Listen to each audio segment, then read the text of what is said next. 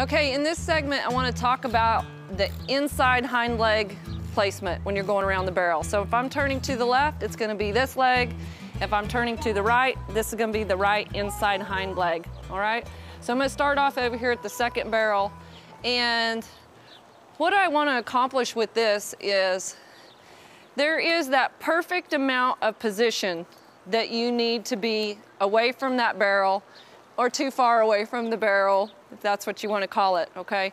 So you need to find with each horse where they can handle coming around the barrel where it doesn't affect. If they turn too tight on the back of the second barrel, you can get a horse that's going to elevate. You're going to get a horse that'll run wide if he doesn't have room for the back end, or you'll get a horse that comes back over the barrel, okay?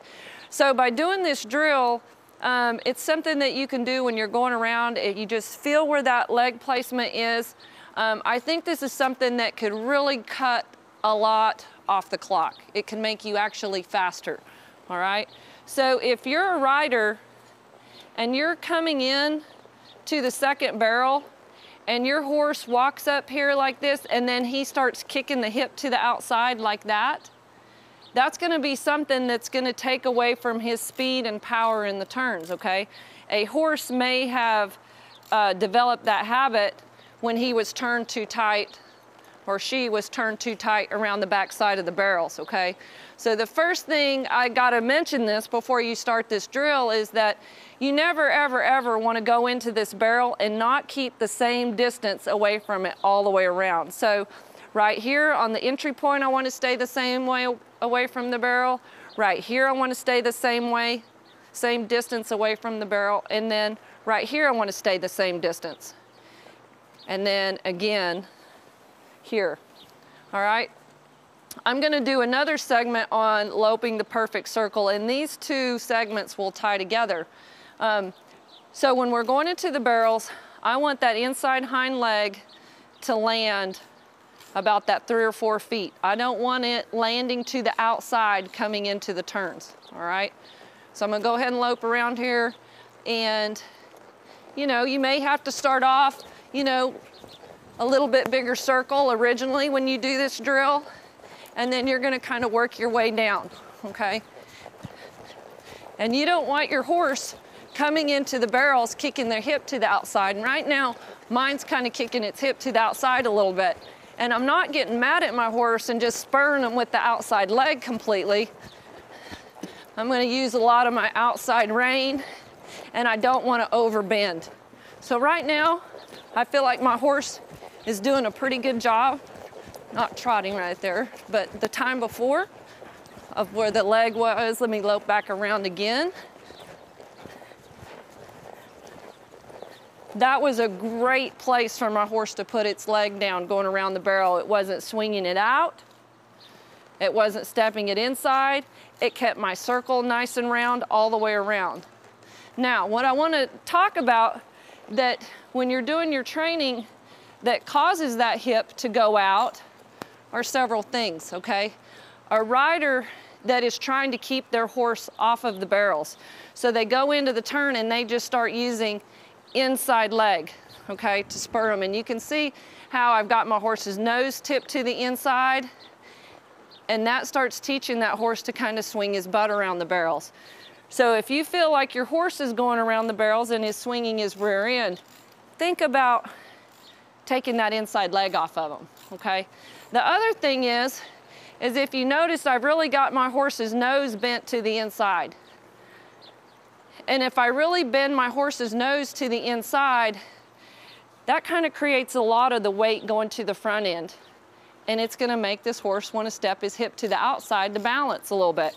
So when I'm going around the barrels, I'm going to use my outside rein, and I'm going to keep that horse's head straighter, and I'm going to pay attention to where I'm aiming this horse's shoulders. So right now, she's stepping it perfect going around this barrel. Her hip's not out, it's not too in. I'm still got this distance around the back side of this turn. So I'm going to pick it up again. I'll start off at a trot, and I'll work into a lope. Now look, when you first start asking for a lope, That little tight circle is really too much, and you don't want to keep them in that little tight circle for too long. So I want to lope through. She did a great job holding that lead and holding that inside foot tight on that turn. So just remember, if you're going into that turn and you're really bending that nose around to the inside, it's an automatic response that that horse is going to go in with the hip to the outside a little bit too much, okay? And I'm not saying your horse can't track good, but that's something that you should be conscious of when you lope through, you know, for the entire pattern. And I'll go up and I'll just lope through from the top. And when I'm loping through, I really want to always be feeling where that inside hind leg is, because if I start taking that hip too far past the barrels, then I'm just not going to clock very fast when I go to the barrel race. I don't want my horse taking extra steps. That was a great turn. She kept the hip right where I wanted. Same thing there.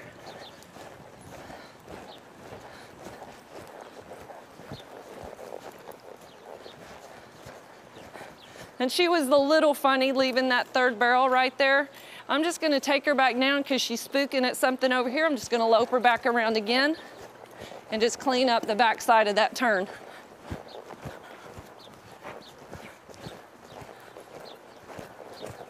She's a little bracy there.